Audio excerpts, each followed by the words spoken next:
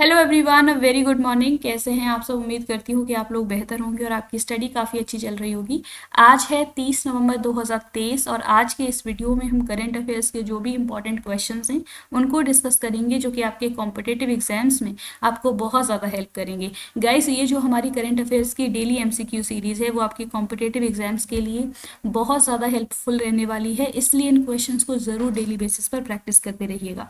तो चलिए शुरू करते हैं हमारा आज का ये क्विज सेशन, और वीडियो में एंड तक बने रहिएगा। एंड में आप लोगों के लिए रिवीजन क्वेश्चंस हैं जो कि आपको सॉल्व करने हैं, और आपका जो भी स्कोर आता है उसको कमेंट बॉक्स में ज़रूर बताइएगा। तो आज का हमारा फर्स्ट इंपॉर्टेंट क्वेश्चन है, India's first telecom center of excellence will be established in which state? UT। Bharat का पहला दूर संचार उत्कृष्टता केंद्र किस राज्य केंद्र शासित प्रदेश में स्थापित किया जाएगा? तो इस क्वेश्चन का जो करेक्ट आंसर है दैट इज ऑप्शन ए, यानी कि इंडिया का first telecom centre of excellence जो है वो उत्तर प्रदेश में इस्टेब्लिश किया जाएगा। अभी यहाँ के जो सीएम हैं उनके द्वारा अप्रूवल दे दिया गया है इस पर्टिकुलर सेंटर के लिए। तो एक इम्पॉर्टेंट न्यूज़ है, और क्योंकि भारत का पहला telecom centre of excellence establish किया जा रहा है तो उस पर्सपेक्टिव से और भी ज़्यादा इम्पॉर्टेंट हो जाता है आपकी एग्जाम्स के लिए। उत्तर प्रदेश का जो सहारनपुर डिस्ट्रिक्ट है वहाँ पर इस पर्टिकुलर सेंटर को इस्टेब्लिश किया जाएगा, और ये उत्तर प्रदेश गवर्नमेंट का एक स्टेप है टुवर्ड्स टेक्नोलॉजिकल एडवांसमेंट और टेलीकॉम सेक्टर में सेल्फ रिलायंस को अचीव करने की तरफ ये गवर्नमेंट का एक स्टेप है। तो काफ़ी इंपॉर्टेंट न्यूज़ है, भारत का पहला telecom centre of excellence in Saharanpur. अगला क्वेश्चन है, आमा bank scheme is recently launched by which state? AMA bank या आप आमा बैंक भी कह सकते हैं, योजना हाल ही में किस राज्य द्वारा शुरू की गई है? तो इस क्वेश्चन का जो करेक्ट आंसर है that is Orissa. Option B is correct.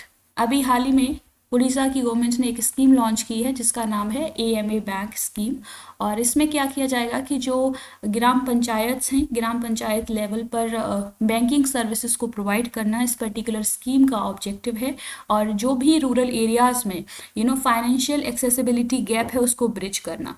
इसमें क्या किया जाएगा कि गवर्नमेंट के द्वारा 6 बैंक्स के साथ कोलैबोरेशन किया गया है इस स्कीम को इम्प्लीमेंट करने के लिए। कौन कौन सी वो बैंक्स हैं? SBI, Punjab national bank, UBI, UCO bank, bank of India and bank of Baroda. तो इतना डिटेल में आपको जानने की ज़रूरत नहीं है। जो स्टूडेंट्स उड़ीसा के किसी एग्ज़ाम को देने जा रहे हैं उनके लिए ये डिटेल इम्पॉर्टेंट हो सकती है। टारगेट क्या है इस स्कीम का? इसमें 4,373 अनबैंक्ड ग्राम पंचायत में बैंकिंग सर्विसेज को प्रोवाइड किया जाएगा, और जो ओवरऑल ऑब्जेक्टिव है वो है कि फाइनेंशियल इंक्लूजन को बढ़ाना। तो एक इम्पॉर्टेंट स्कीम है ये। आपको इतना पता होना चाहिए कि जो ये स्कीम है एएमए बैंक स्कीम वो कौन सी गवर्नमेंट की है, कौन से स्टेट की है। अगला क्वेश्चन है, which edition of ASEAN India grass roots innovation forum has recently took place in Malaysia? हाल ही में ASEAN India grass roots innovation forum का कौन सा संस्करण मलेशिया में आयोजित हुआ है? 3rd edition, 10th edition, 5th edition and 4th edition. तो इसका जो करेक्ट आंसर है दैट इज ऑप्शन डी। अभी हाल ही में 4th edition of ASEAN India grass roots innovation forum को जो है आयोजित करवाया गया है। कहाँ पर? मलेशिया में।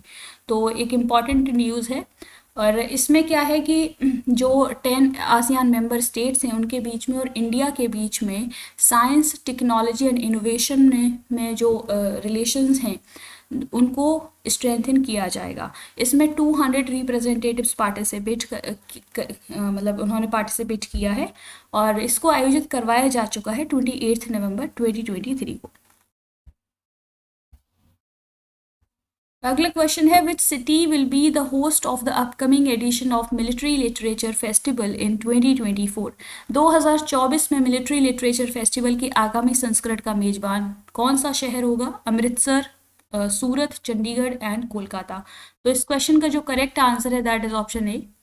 ये जो एक फेस्टिवल है मिलिट्री लिटरेचर फेस्टिवल, इसको 2024 में शेड्यूल कर दिया गया है, और इसको होस्ट कौन सी सिटी करेगी? अमृतसर, पंजाब में सिटी है ये।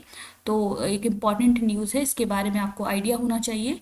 और ये जो पर्टिकुलर मिलिट्री लिटरेचर फेस्टिवल है इसको कौन ऑर्गेनाइज करवाता है? इसको ऑर्गेनाइज करवाया जाता है मिलिट्री लिटरेचर फेस्टिवल एसोसिएशन के द्वारा, और इसमें आर्म्ड फोर्सेस के बारे में लोगों को अवेयर किया जाता है, यूथ को मोटिवेट किया जाता है कि नेशनल सिक्योरिटी में कितना इंपॉर्टेंट रोल होता है हमारी आर्म्ड फोर्सेस का।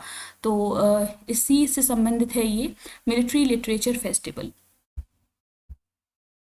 अगला क्वेश्चन है, recently first human case of the H1N2 pig virus has been identified in.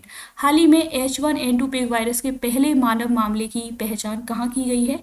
India, China, UK and USA. तो इस क्वेश्चन का जो करेक्ट आंसर है दैट इज ऑप्शन सी। अभी हाल ही में first human case of H1N2 pig virus identify किया गया है, रिकॉर्ड किया गया है, कहाँ पर? यूनाइटेड किंगडम में। अगला क्वेश्चन है, recently whose duration as India's head coach has been extended by BCCI. हाल ही में बीसीसीआई ने भारत के मुख्य कोच के रूप में किसकी अवधि बढ़ा दी है? Options are MS Dhoni, Rahul Dravid, Sachin Tendulkar and Virat Kohli. तो इसका जो करेक्ट आंसर है दैट इज ऑप्शन बी। अभी जो इंडिया के हेड कोच हैं वो कौन है? राहुल द्रविड़ हैं, और बीसीसीआई ने इनके ड्यूरेशन को आगे बढ़ा दिया है, आगे भी ये एज अ हेड कोच रहेंगे। अगला क्वेश्चन है, an autobiography titled Pranab my father a daughter remembers written by whom. Pranab my father a daughter remembers नामक आत्मकथा किसके द्वारा लिखी गई है? तो इसका जो करेक्ट आंसर है दैट इज ऑप्शन सी। ये शर्मिष्ठा मुखर्जी हैं, ये प्रणब मुखर्जी जो हमारे इंडिया के प्रेसिडेंट रहे, उनकी डॉटर हैं, इनके द्वारा ये ऑटोबायोग्राफी लिखी है अपने फादर की, Pranab my father a daughter remembers. तो एक इम्पॉर्टेंट ये बुक है, और क्योंकि ये चर्चा में है, न्यूज़ में है, तो आपको पता होना चाहिए कि किसके द्वारा लिखी गई है और कौन सा पब्लिकेशन है इसका, रूपा पब्लिकेशन। प्रीवियस क्लास में आप लोगों से कुछ क्वेश्चंस पूछे थे, उनके करेक्ट आंसर्स हैं। A statue of Dr. Bhimrao Ambedkar has been unveiled in Supreme Court by whom? President of India. Second question, recently 25th November is declared as No Non-Veg Day by which state? Uttar Pradesh. Third question, which organization is recently honored with the Best Employer in Diversity and Inclusion Award? REC Limited. And fourth question है, which day is celebrated on 26th November every year in India? Indian Constitution Day. आज के लिए आप लोगों के लिए revision questions हैं। Recently which ministry is honoured with the medal for excellence eight India international trade fair? Second question, which country has one the Davis cup 2023? Third question, what is the name of the 8th wonder of the world declared recently? And fourth question, when is world sustainable transport day celebrated every year? क्योंकि इन सभी questions को हमने previous class में discuss किया था, तो उम्मीद है कि आप इन सभी के आंसर्स दे पाएंगे। प्लीज़ इनके आंसर्स आप लोग कमेंट बॉक्स में ज़रूर दीजिएगा। तो ये थे आज के इंपॉर्टेंट करंट अफेयर्स के क्वेश्चंस। होपफुली आपको ये वीडियो पसंद आई होगी। अगर आपको हमारा ये इनिशिएटिव पसंद आता है तो प्लीज़ इसको सपोर्ट कीजिए, लाइक कीजिए, शेयर कीजिए एंड सब्सक्राइब कीजिए हमारा channel mission IAS and PCS। And current affairs के डेली MCQs को सॉल्व करने के लिए जुड़े रहिए हमारे इस चैनल से। Keep learning, keep practising. Thank you, take care, bye bye.